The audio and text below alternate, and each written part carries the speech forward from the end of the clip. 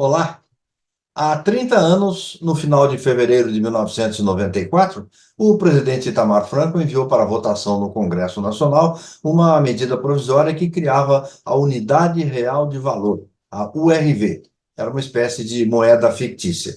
Com isso, o Ministério da Fazenda, que então era comandado por Fernando Henrique Cardoso, começava a implantar no Brasil o Plano Real. Era um conjunto de medidas que finalmente criaria uma moeda forte e poria fim a uma longa história de hiperinflação. Os brasileiros que não viveram aquela época podem não ter ideia de como era grave a situação da nossa economia, que chegou a registrar, segundo o Índice de Preços ao Consumidor Amplo, o IPCA, um aumento anual de preços de quase 2.500%.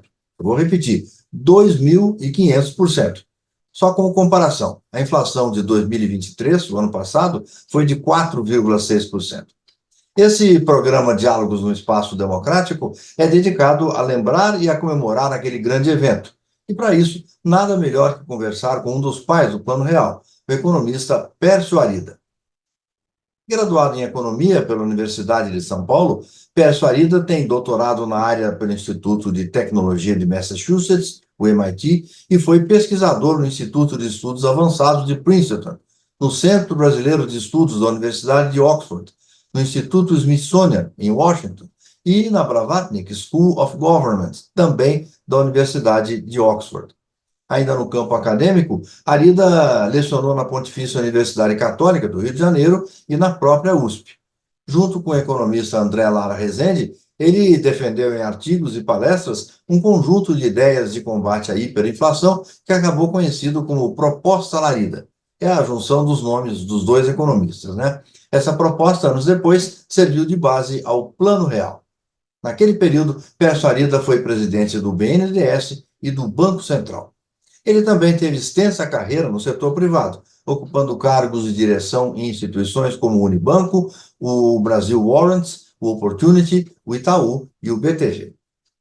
Participam desse programa os seguintes consultores e colaboradores do Espaço Democrático: o economista Roberto Macedo, o cientista político Rogério Schmidt, o também economista Luiz Alberto Machado e o professor de Direito e ex-deputado federal Vilmar Rocha, coordenador de Relações Institucionais do Espaço Democrático.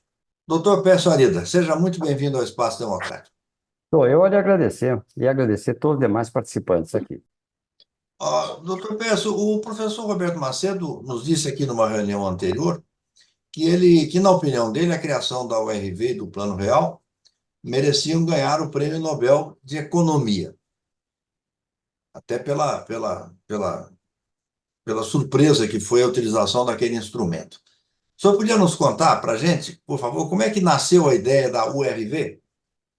Conto, mas deixa eu, antes de mais nada, introduzir uma pequena qualificação aqui. O Roberto Macedo, além de ter sido meu professor, ter me dado as cartas de recomendação para estudar no MIT, é muito amigo, e eu devo esse comentário à generosidade de amigo aqui do Roberto Macedo.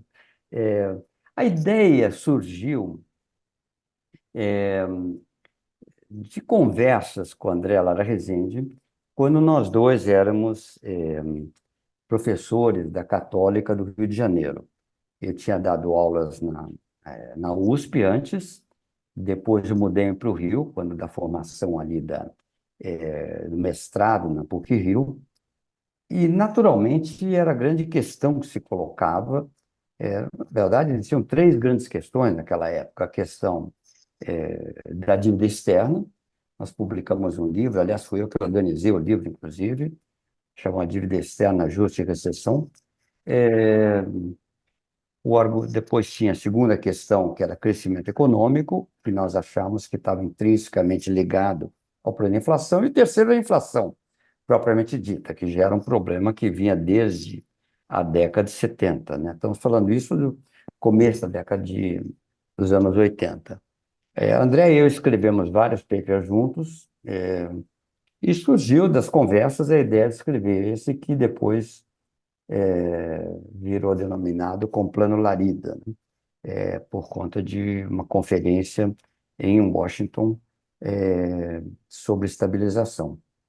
E surgiu das nossas conversas, o plano foi muito mal visto na época. Eu lembro artigos de jornais, etc.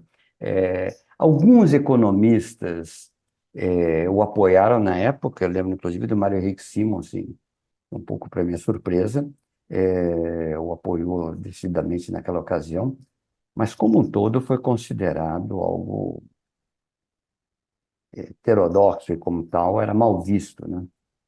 A visão geral que existia naquela época, Rondina, era a visão de que inflação era um problema de desajuste fiscal e monetário.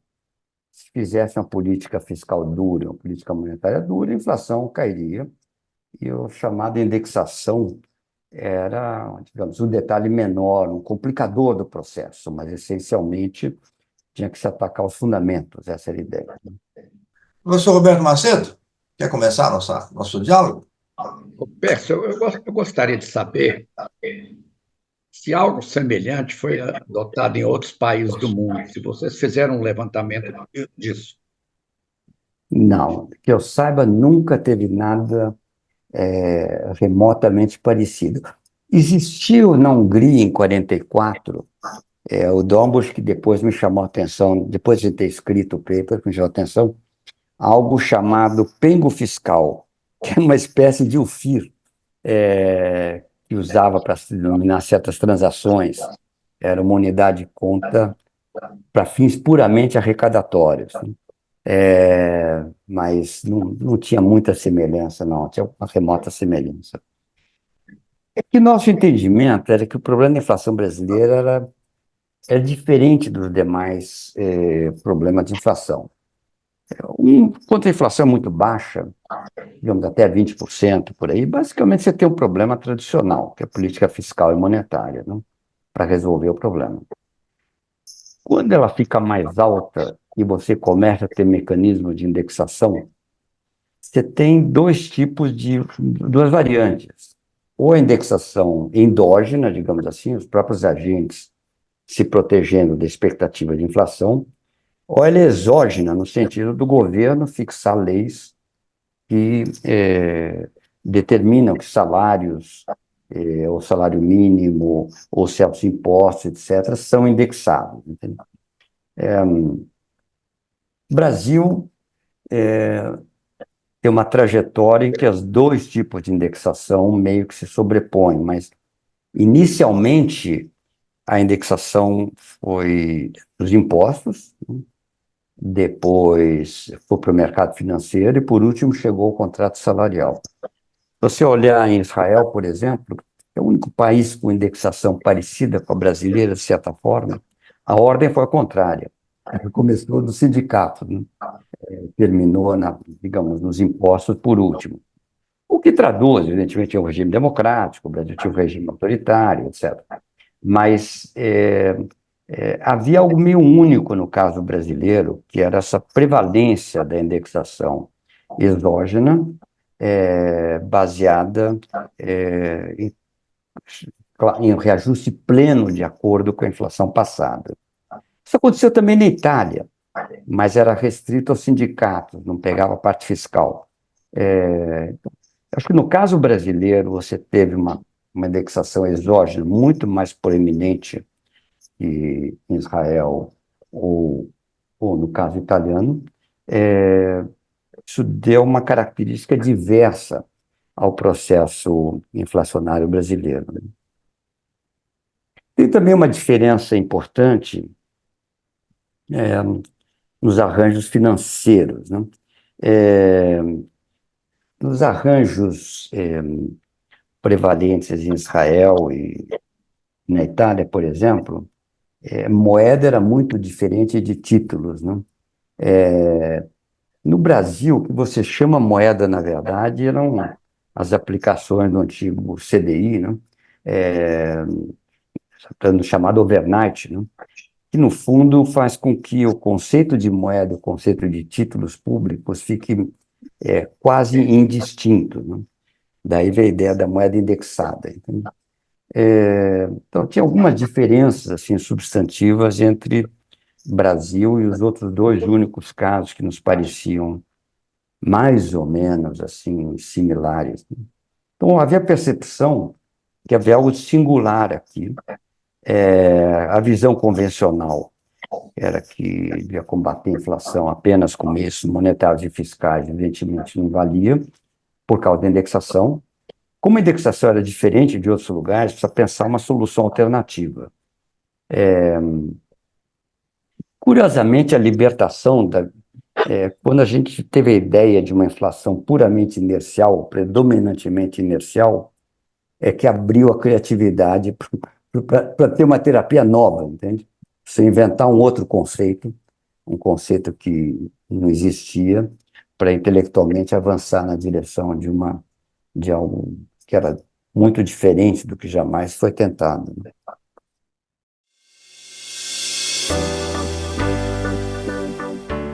Pércio, o seu nome e o do André Lara Rezende ficaram mais marcados entre os economistas e analistas, até pelo fato de vocês terem participado do Plano Cruzado e do Plano Real. Qual foi a diferença? Como é que vocês evoluíram de um plano que fazia uso do congelamento, que desrespeitava contratos, que mudava as regras do jogo, para um plano que conseguiu melhores resultados sem, vamos dizer assim, esses artificialismos? Quer dizer, Machado, tem o seguinte, quando do plano cruzado, eu conversei com o consultor-geral da República, que era o doutor Saulo Ramos, e um homem de confiança integral do Sarney, sobre a ideia de fazer algo na base do plano Larida, né? Uma moeda indexada. A resposta dele foi dizer assim, olha, esqueça esse assunto, porque no Brasil só pode ter uma moeda. O Brasil não comporta ter duas moedas pela Constituição. Isso vai ser derrubado no Supremo.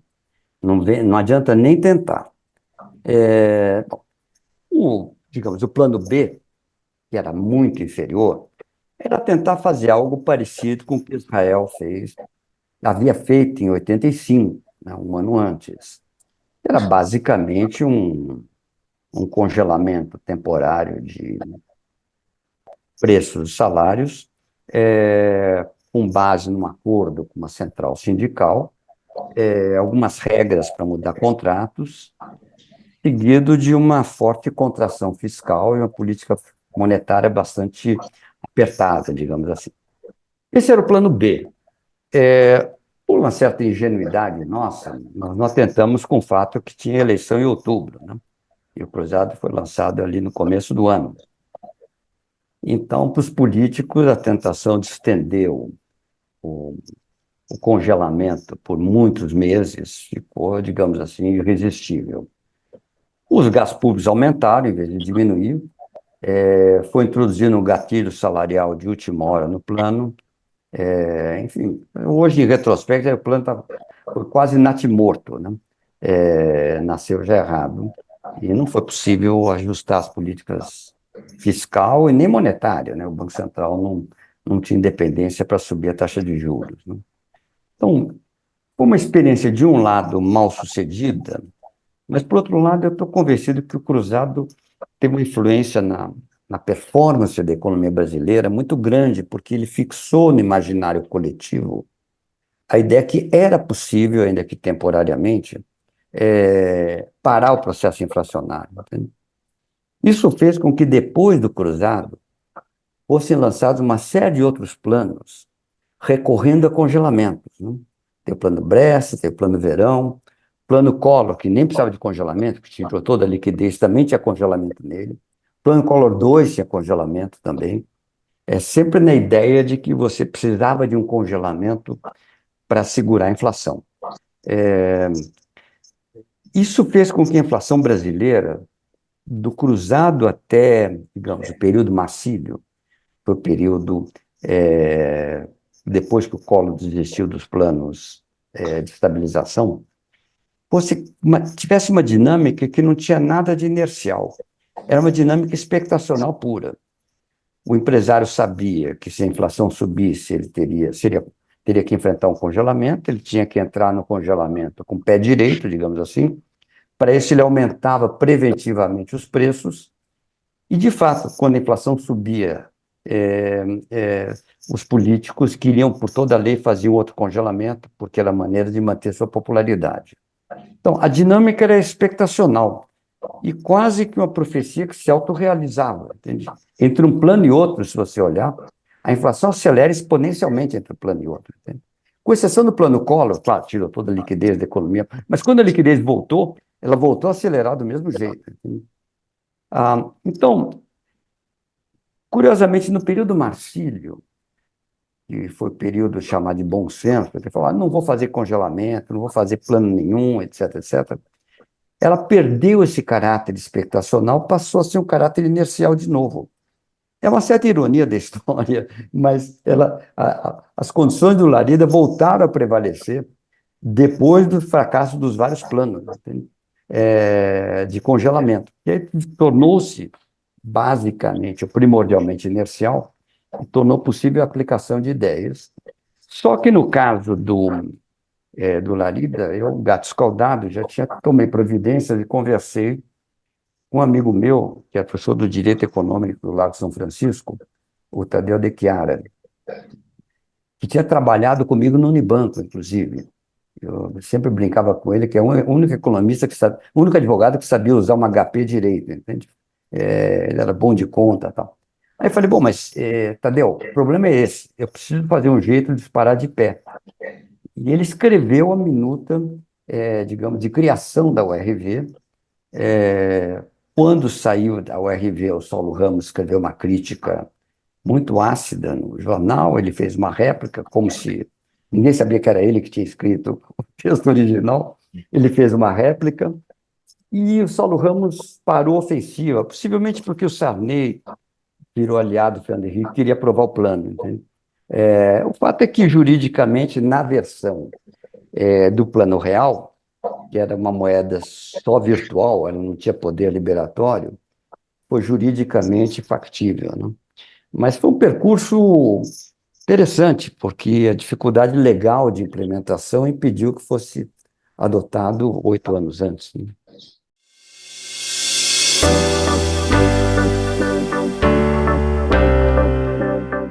O Rogério Schmidt, acho que é a sua vez. Ok. Pécio, eu queria trazer um pouco aí a dimensão política do Plano Real, né? Uhum. Me chamou muito a atenção, eu estava aqui pesquisando, o prazo entre a publicação da medida provisória da URV, finalzinho de fevereiro, e a sanção da lei foi de apenas 3 meses, ou seja, em 3 meses a medida provisória foi aprovada na Câmara, no Senado, foi sancionada pelo presidente, que era o Itamar Franco na época, né? Salvo engano, nesse período você era presidente do BNDES. Uhum. Então, a minha pergunta é a seguinte, você teve algum envolvimento nas conversas com as lideranças partidárias, o presidente da Câmara, o presidente do Senado, para aperfeiçoar, para, enfim, permitir a construção de consenso político sobre o texto da medida provisória da URV? E a outra pergunta, rapidinho, se o Rondino me permite, eu queria que você falasse um pouco sobre o papel do Itamar Franco, do Fernando Henrique Cardoso, do Rubens Recupero, tanto na elaboração, se eventualmente eles tiveram algum papel, como também na elaboração final da lei. Olha, bom, tem muita história aí, né? De um lado, fui muitas vezes ao Congresso, acompanhando o Fernando Henrique. O Fernando Henrique tem um mérito extraordinário. Primeiro, ter bancado a ideia. Eu conheci lá há muito tempo atrás, na década de 70, ele era apenas um sociólogo. Eu lembro quando tinha um professor da USP, que claramente o Macedo conheceu muito bem, que era o Raul Ecker, né? E eu, na época, estava na dúvida se estudava na Cambridge inglesa ou na Cambridge americana, na MIT, né? E o Raul é que não me apresentou o Celso Furtado, que falou para falar com o professor Fernando Henrique. Eu falei, mas não é aquele sociólogo caçado que voltou do Chile? Foi uma conversa no Sebrap, lá em Vila Mariana, e o Celso Furtado falou, mas ele sabe das coisas, vai lá que ele te orienta. Bom, acabou não me orientando sobre a decisão em si, mas ficamos amigos desde então. O Fernando Henrique tem um papel extraordinário. Primeiro é o seguinte, ele bancou a ideia. Ele era um político, é uma ideia que está longe de ser óbvia, né? Ele bancou a ideia. Podia ou lhe dar um capital político extraordinário, ou ser, digamos, o seu funeral político, né? Se fracassasse. Acabou lhe dando um capital político extraordinário, mas o fato de ele ser um intelectual fez toda a diferença, né? Segundo, mas ele era um político, né? Ele era um senador, ele tinha uma certa ascendência sobre o Itamar, que respeitava ele muito, e como político, tinha a sabedoria da conversa política. Então, eu ia com ele várias vezes, conversar com o Itamar, conversar na Câmara, no Senado, mas tipicamente ele falava. Quando a pergunta era mais complicada, passava a palavra para mim. Mas quem conduzia a conversa era sempre ele, entende? E com jeito, porque cada caso ele lidava, contava uma história, enfim, cada caso era um caso político diferente, mas ele tinha esse traquejo, que eu não tenho, claramente não tenho. O Itamar também. O Itamar não tinha repertório intelectual para entender o programa. Então, não adiantava dar o texto do Plano Larida para ele, explicar mais da virtual. Não. O Itamar queria congelar preço. Isso ele entendia, e ele sabia que lhe daria popularidade. Entende? Então, o Fernando Henrique é que teve essa extraordinária habilidade de convencer o Itamar a lançar um plano do qual ele certamente ele nunca entendeu. O Itamar o tempo todo queria ou aumentar salários ou congelar preços. Mas assim, tem um enorme mérito. Ele faz o seguinte, ele confiou no Fernando Henrique e deixou que o plano acontecesse. Mas a conversa com o Itamar era sempre muito difícil. Na minha... você conversa com Pedro Simon, por exemplo, no Senado era uma conversa fácil. O Itamar era mineiro, falava pouco, eu não conseguia, eu ao menos não conseguia entender exatamente o que ele não tinha entendido, entende? Então, é muito difícil explicar algo se você não entende o que o outro não entende. Então, era uma conversa, para mim, pedregosa, entende? A conversa mais complicada. Eu lembro uma vez que ele me convidou para assistir o Jornal Nacional com ele. Fiquei meio surpreso. Eu falei, que me explicou? Eu falei, isso daqui é uma honra. Você está subindo no prestígio dele. Ele governava o país, ele olhava o Jornal Nacional, depois disso ele disparava telefonemas, ele era um desse político que sentia a opinião pública no Jornal Nacional e administrava um pouco a opinião pública a partir dali. Era um jeito de funcionar que, para mim, era totalmente estranho. Recupero foi extraordinário, porque entendeu o programa, não interferiu em nada, e se colocou na posição quase que de um pregador, né? Pregando com fervor religioso o plano, como ele ia funcionar, fazia uma peregrinação incansável pelo país, nessa função de explicar o plano. Entende? E o que aconteceu foi algo, vou dizer, muito surpreendente. Quando André e eu escrevemos o Larida, entre nós a gente achava sempre que, olha, vai demorar uns 2 anos, 1 ano e meio, 2, sei lá, para as pessoas escreverem contratos nessa moeda indexada, entende? Olha, imagina, 3 meses está tudo escrito na moeda indexada, os contratos assim, do setor privado foram todos renegociados na moeda indexada, e foi um espanto, entende? Mas teve muito a ver com essa, de um lado, a população comprou a ideia, aquelas coisas que a gente, de psicologia coletiva, que é muito difícil para um economista explicar, né? A população comprou a ideia. E segundo, houve quase que um pacto social implícito, entende? Em torno da ideia que quem ficou contra era o PT ou líderes sindicais, ou alguns segmentos. Eu lembro de uma conversa com o Bolsonaro, então o capitão Bolsonaro, e ele queria saber se aumentar o salário dos militares ou não, em termos reais. Então, simples assim. Ele já era deputado, estava no primeiro mandato e votou contra. Mas a pergunta foi direta: vai aumentar o salário em termos reais dos militares? Uma pergunta direta, só cabe uma resposta direta. Falei, não, não vai. Aí tentei explicar por que não ia, falei, é o suficiente, vou votar contra. Então, você tinha esse tipo de... Você teve lideranças políticas, sindicais, etc., contra. O PT falou muito fortemente contra, mas como um todo, você teve um certo pacto social, entende? De apoio da população, de apoio do empresariado. Não era um pacto formal, escrito, nada a ver com o pacto de Moncloa ou algo do gênero, mas foi uma dessas construções políticas que aconteceu quase que naturalmente, entende? Um pouco para surpresa de todos os economistas ali.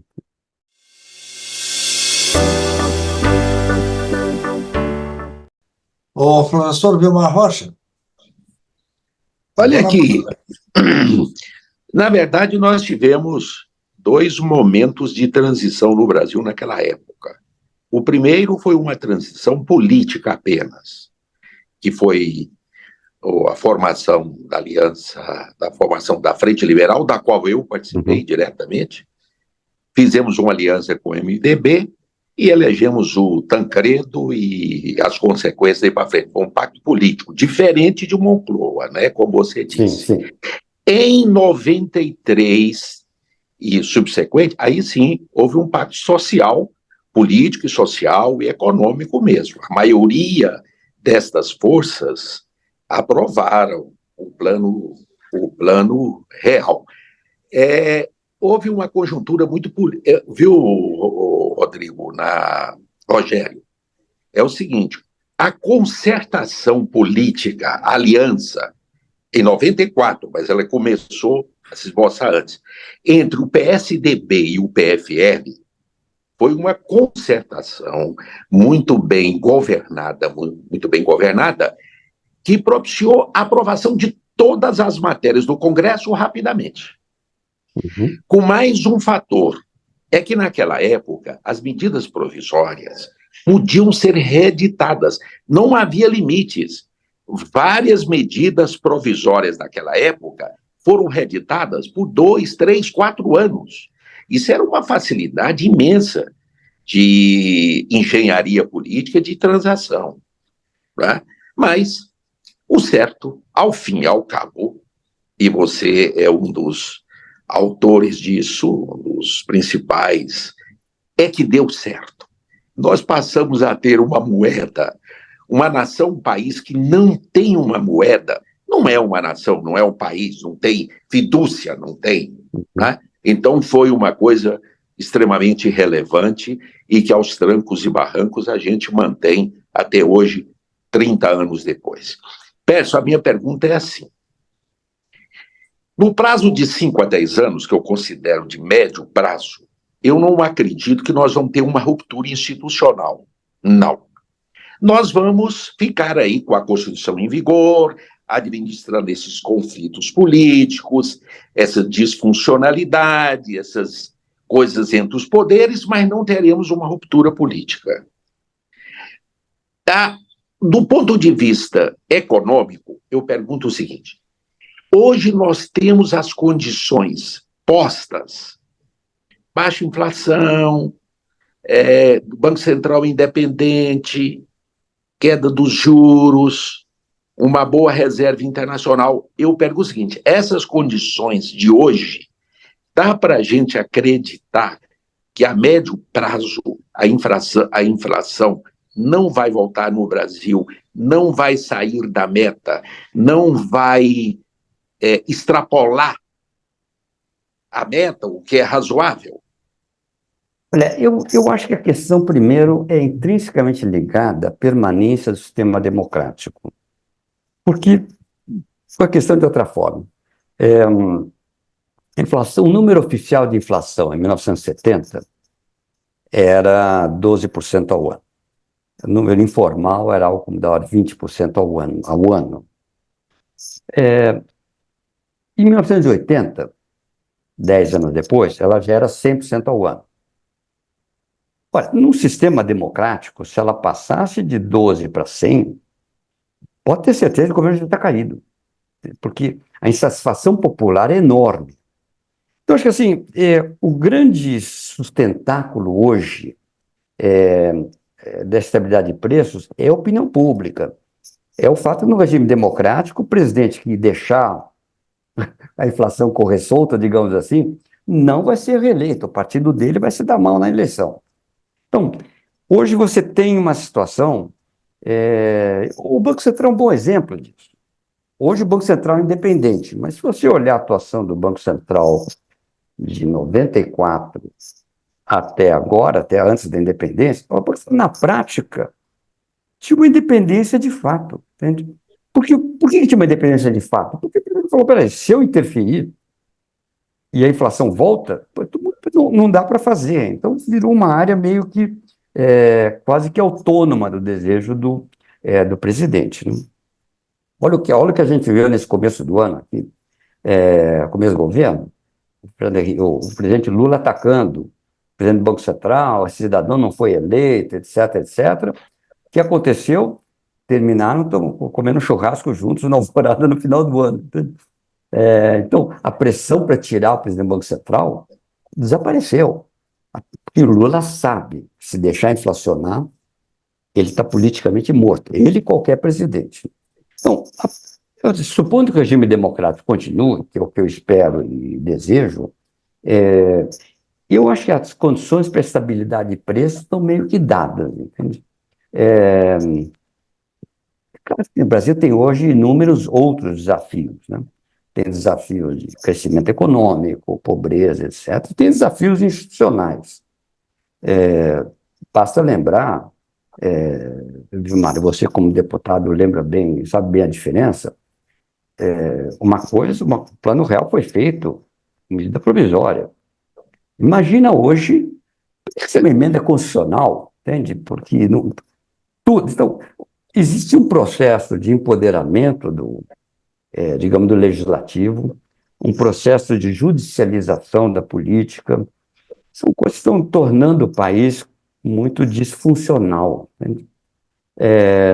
A disfuncionalidade foi acrescida, sim, por processos outros, por exemplo, a criação de novos estados, territórios viraram estados, alguns estados subdividiram, etc., fizeram com que, na prática, Norte e Nordeste controlem as regiões, o Senado, e pelo teto de representação controla a Câmara. Você tem uma disfuncionalidade de representação hoje enorme. O presidente eleito na base de um homem, um voto, mas o Congresso não é. Então, hoje tem situações institucionais que me preocupam, além das econômicas, mas do ponto de vista de estabilidade de preços, eu acho que a gente está bem parado, porque é um valor público, entende, da população.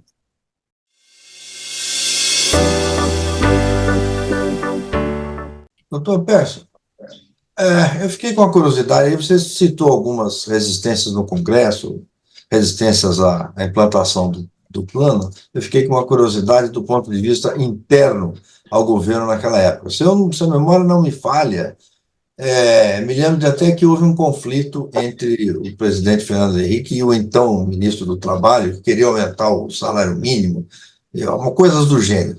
Eu queria saber o seguinte, na sua memória, assim, internamente, dentro do governo, dentro da equipe, dentro dos órgãos do governo, do próprio governo mesmo, onde é que surgiram resistências à ideia da implantação do plano? Acho que as resistências, assim, primeiro a gente tomou uma decisão, seguinte: plano é para controlar a inflação, não é para corrigir os desequilíbrios estruturais do Brasil. Essa clareza ajudou muito. Uma coisa é dizer o seguinte, olha, eu não estou fazendo... Esse plano aqui não é para corrigir a distorção regional, a distorção salarial de categoria nenhuma, não é para elevar o salário mínimo, é só para combater a inflação. Então, esse mantra, que o plano de estabilização tem que ser neutro do ponto de vista assim, da atividade real da economia, esse mantra foi muito importante, porque todo mundo quis aproveitar aquele momento, que era um momento histórico de transformação, para corrigir aquilo que, na sua opinião, estava errado. Salário mínimo foi recorrente, as pressões para subir o valor do salário mínimo. O próprio Itamar, na passagem do ano, quando ia embora da presidência, aumentou o salário mínimo. Contra. Porque no fundo ele estava um pouco ressentido. E o Fernando Henrique estava com os méritos e não ele, quis deixar sua marca, aumentou o salário mínimo em termos reais. Entende? Então, essas decisões são importantes. Olha, vou comparar um minuto com a Argentina. Entende? O Milei, por exemplo, ele mandou aquele decreto, o decretão, né, deles, mudando 388 itens legais. Alguns são leis inteiras, outros são dispositivos de leis. De uma vez só. Então, ele tem um problema de estabilização e, ao mesmo tempo, ele está querendo fazer uma correção estrutural dos rumos da economia argentina. Aí você tem, eu vou dizer, o problema torna-se complexo demais para administrar. Então, inclusive, se você quiser fazer muita coisa ao mesmo tempo, sua chance de errar é enorme. Você vai mexer 388 dispositivos legais ao mesmo tempo, alguma coisa vai dar errado, com certeza. Então, a nossa postura ali, com a ideia da neutralidade, você tinha um argumento. Mas é o seguinte, olha, não é hora de corrigir desequilíbrio de outra natureza. Isso a gente faz depois. Então, esse foi um achado importante. E na questão das reformas, é curioso, porque é muito difícil você avaliar o que é mais importante, entende? Por exemplo, no começo do governo Fernando Henrique, tinham 3 ideias na mesa. Uma ideia era fazer uma reforma tributária, nas bases aproximadas do IVA, que acabou de ser feita agora, tinha a ideia da reforma da Previdência e tinha a ideia de quebra dos monopólios. Bom, a quebra dos monopólios era mais fácil do ponto de vista legal, porque, no fundo, você tinha que mudar uma palavrinha, né? Onde não pode, passa a poder. Né? Reforma tributária, complexa, não tinha consenso, tinha gente com opinião diferente, etc. Previdência também é complexa. Bom, qual foi o roteiro? O roteiro foi, primeiro, quebra dos monopólios, telecomunicações e petróleo, depois Previdência, mas ele perdeu por um voto na Previdência, né? Que é aquela votação que o Candir acabou votando ao contrário do que deveria. E a reforma tributária acabou nunca sendo votada. Nunca foi nem chegou no Congresso. Se você fizer a pergunta seguinte, não era melhor começar pela tributária do que quebrando o monopólio? É virtualmente impossível responder, mas eu estou só citando isso, vou dizer o seguinte, quando apresentar o plano como neutro do ponto de vista distributivo, facilita enormemente. Isso é uma ideia que no Larida está muito claro. O Larida era neutro do ponto de vista distributivo. Porque a discussão das reformas estruturais para sustentar o plano, essa é sempre muito difícil. Você não consegue avaliar o quanto uma pesa em relação à outra, qual a importância. Por exemplo, a quebra de monopólios dava dinamismo na economia. Melhoraria o setor público porque aumentaria impostos. Mas será que fazer uma reforma da Previdência não teria sido mais efetiva para combater o déficit? Tem uma seara assim, na parte de reformas, de avaliação, de prioridades, extremamente complexa, difícil e que normalmente é negligenciada. Entende? Eu vejo na Argentina, porque é o erro oposto. O erro oposto, filho. Eu já até que o real foi bem concebido. Depois é que teve um problema de avaliar o que é mais importante. A Argentina quer fazer tudo de uma vez só. Até a reforma trabalhista eles querem fazer. Você pode imaginar que a chance de de você ter acabar desagradando gregos e troianos no processo é enorme, né? Enorme. Não sei se respondi a tua pergunta inteiramente, mas Não, tá muito bom. Eu queria encerrar, doutor Pérez, abrindo espaço aí para sua mensagem final, voltando à sugestão do professor Roberto Macedo. Diante de tantas dificuldades, né, para a implementação do plano, e a ideia prosperou, acho que ela merecia também acho que ela merecia um prêmio olha, Nobel de Economia. agradeço muito vocês.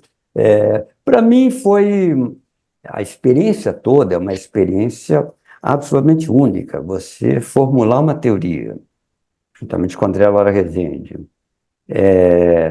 não conseguir aplicá-la uma vez, ter uma experiência errada, ter oportunidade de uma segunda chance e aí conseguir aplicá-la, isso é uma experiência, assim, para o economista, absolutamente extraordinária, entende? Absolutamente extraordinária. Então, premiações à parte, se existencialmente falando, e aqui falo com vários de vocês, são economistas, é um privilégio que eu tive, né, extraordinário.